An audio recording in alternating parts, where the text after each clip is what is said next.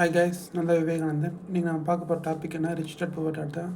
அதில் நம்ம பார்க்க போகிற விஷயம் என்னென்னு பார்த்தோம்னா கேஷ் ஃப்ளோங்கிறது நீங்கள் முன்னாடி கேள்விப்பட்டிருக்கலாம், இல்லை கேள்விப்படாமல் இருக்கலாம். பட் அதை பற்றி நம்ம தெரிஞ்சுக்க போகிறோம். கேஷ் ஃப்ளோங்கிறது என்னென்னா, பணம் எப்படி வருது, பணம் எங்கேருந்து வருது, எங்கே இருக்குது, எப்படி போகுது அப்படிங்கிறது நம்ம கவனிக்கணும். ஸோ அதுதான் கேஷ் ஃப்ளோன்னு சொல்கிறோம்.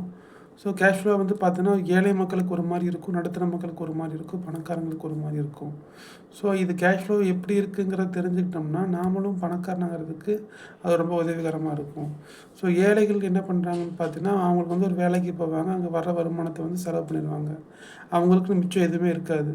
மிச்சம் எதுவுமே இல்லாமல் எல்லா விஷயத்தையும் பார்த்தீங்கன்னா, அவங்களுக்கு தேவைகளை பூர்த்தி பண்ணுறதுக்கே அவங்களுக்கு பணம் பத்தாமல் இருக்கும். ஸோ அவங்க வர்ற வருமானத்தை பூரா செலவு பண்ணிடுவாங்க. அவங்க மிச்சம் சேமிப்புன்னு எதுவுமே இருக்காது.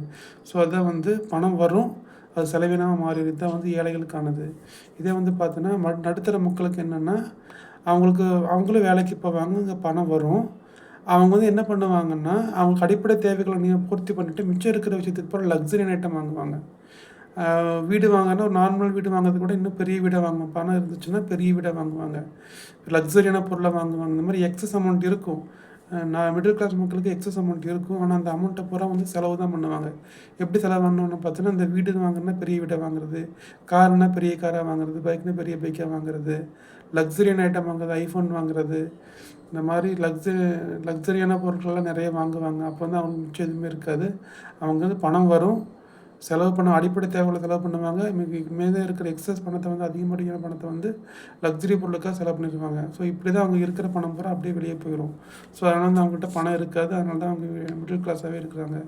அடுத்து பார்த்தீங்கன்னா, பணக்காரங்க என்ன பண்ணுறாங்கன்னு பார்த்தோன்னா, அவங்ககிட்ட எக்ஸஸ் பணம் இருக்கும். அவங்களும் அவங்க வேலைக்கு போகிறதில்ல, அவங்க தனியாக பிஸ்னஸ் பண்ணுறது, இன்வெஸ்டிங் பண்ணுறது, அந்த மாதிரி பண்ணிகிட்டு இருப்பாங்க. ஆனால் அப்படி பண்ணும்போது வரக்கூடிய பணத்தை அடிப்படை தேவைகளுக்கு மட்டும் செலவு பண்ணிவிட்டு மிச்சம் இருக்கிற எக்ஸஸ் அமௌண்ட், அதாவது அதிகப்படியான பணத்தை என்ன பண்ணுவாங்கன்னா, லக்ஸரி வாங்க மாட்டாங்க, அசட் வாங்குவாங்க. அவங்களுக்கு மேலும் வருமானம் தரக்கூடிய பொருட்கள் என்ன இருக்குது, வருமானம் தரக்கூடிய விஷயங்கள் என்ன இருக்குது, அதில் என்ன தொழில் இருக்குது, என்ன இன்வெஸ்டிங் இருக்குது அப்படிங்கிறத பார்த்துட்டு அதில் பணத்தை போடுவாங்க. அதுதான் அசட்டை வாங்குறதுன்னு சொல்லுவாங்க. அதான் வருமானம் தரக்கூடிய பொருட்களை வாங்குறது, வருமானம் தரக்கூடிய பொருளை வாங்குறதோ, இல்லை தொழில் பண்ணுறதோ, இன்வெஸ்டிங் பண்ணுறதோ அதுதான் பண்ணுவாங்க. அப்படி பண்ணுறதால என்ன ஆகும்னா, அவங்களுக்கு எக்ஸஸாக வருமானம் வந்துக்கிட்டே இருக்கும். ஸோ அதனால தான் அவங்ககிட்ட பணக்காரங்கிட்ட பணம் தங்காததுக்கு காரணமே, அதிகப்படியான பணத்தை முறையாக பயன்படுத்தி அங்கே அந்த பணத்தை வச்சு இன்னும் எச்சா வருமானம் வர்றதுக்கான வழிகள் என்னங்கிறத பார்க்குறாங்க. ஸோ அதனால தான் பணக்காரங்களாக இருக்காங்க. ஏழை நடுத்தர மக்கள்கிட்ட கையில் பணம் இல்லாதது காரணம் இதுதான் விஷயம். ஸோ இதுதான் கேஷ் ஃப்ளோன்னு சொல்கிறது. இது positive cash flow, negative cash ஃப்ளோன்னு சொல்லுவாங்க.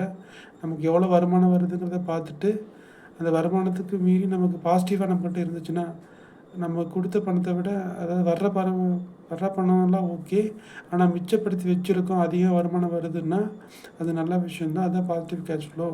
இது பாசிட்டிவ் கேஷ் ஃப்ளோங்கிறது பார்த்தீங்கன்னா, பணக்காரங்கிட்ட இருக்கும், ஏழை நடுத்தர மக்கள்கிட்ட இருக்காது.